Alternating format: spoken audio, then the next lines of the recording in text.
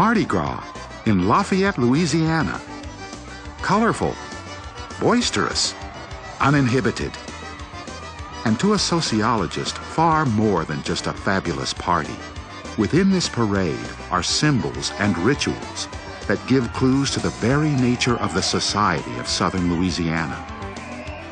In order to see society reflected in a parade, sociologists develop and use the sociological imagination. The sociological imagination is the ability of people to see individual behavior in the context of the social world in which it unfolds. That way they begin to understand the difference between individual biography, the fate of individuals, and the fate of much larger groups of people and whole societies, and how those whole societies and groups influence the outcome of individual lives. Because of their structure, parades can reveal a great deal about a community. The parade is really a visualization of the social order that you see in communities or different parts of the societies. It's really social order on display.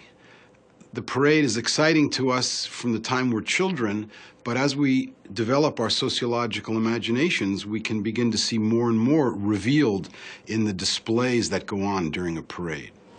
One of the things you might look at are the roles that men play and the roles that women play, and the way children are asked to perform and what kinds of capacities or roles. You'd want to see how the various groups in the community are represented in the parade.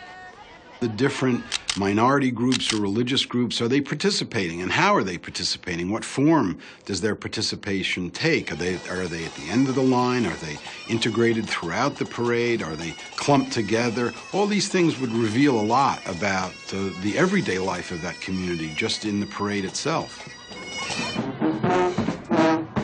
The Mardi Gras parade in Lafayette is a good example. Because it draws widespread participation from every level of society, it reveals a great deal about the city's social structure.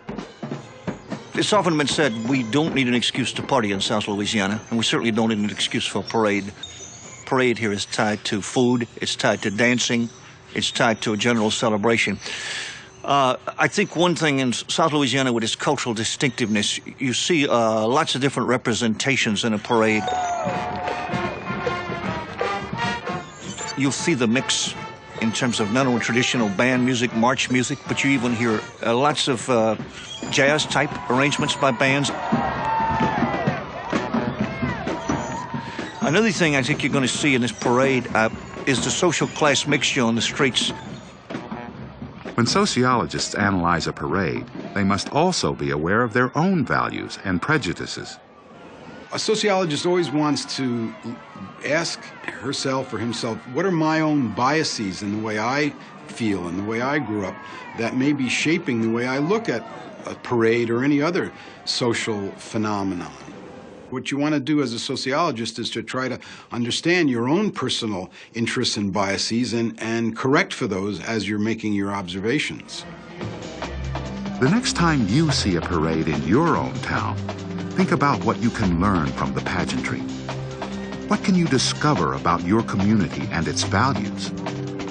The sociological imagination allows us to explore events and interactions that we ordinarily overlook.